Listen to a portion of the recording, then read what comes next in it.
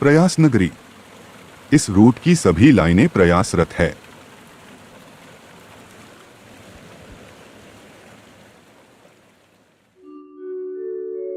वेद सनातन धर्म और विश्व का प्राचीनतम ग्रंथ है। वेद पूर्णतः ऋषियों द्वारा सुने गए ज्ञान पर आधारित है, इसीलिए इसे श्रुति कहा जाता है।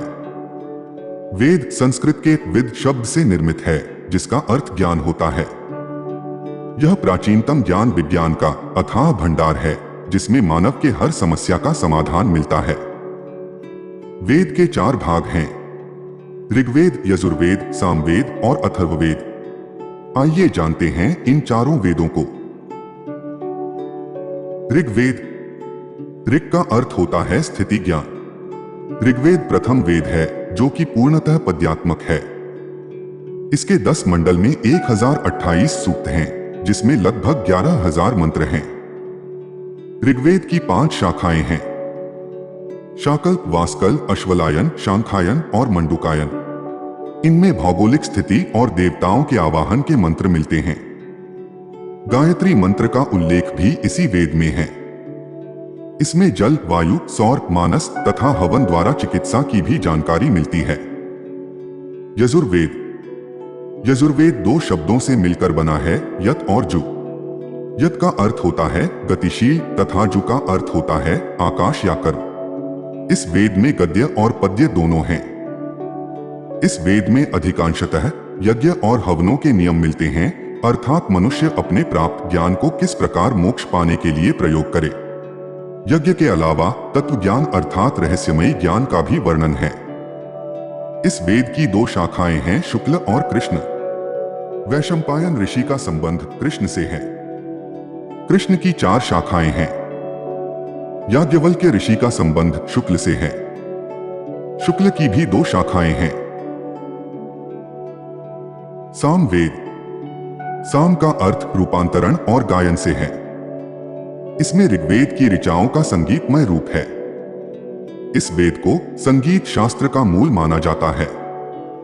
इस वेद में 1875 मंत्र हैं, जिनमें कुछ को छोड़कर शेष सभी मंत्र ऋग्वेद से लिए गए हैं। सामवेद में ईश्वर वंदना, उपासना और आध्यात्मिक उन्नति के उपाय वर्णित हैं। इसमें कई भक्तिमय व शांतिदायक प्रार्थनाएं हैं, जो मानसिक और आध्यात्मिक विकास में बड़ी सहायता प्रदान करते हैं। अथर्ववेद। अथर्व का अर्थ होता है अकंपन। अथर्ववेद विज्ञान और तकनीकी ज्ञान का समावेश है, जैसे कि मनोविज्ञान, समाजशास्त्र, अर्थशास्त्र, कृषि, आयुर्वेद, गणित, ज्योतिष, भौतिक व रसायन शास्त्र आदि। इस वेद की रचना सबसे बाद में हुई।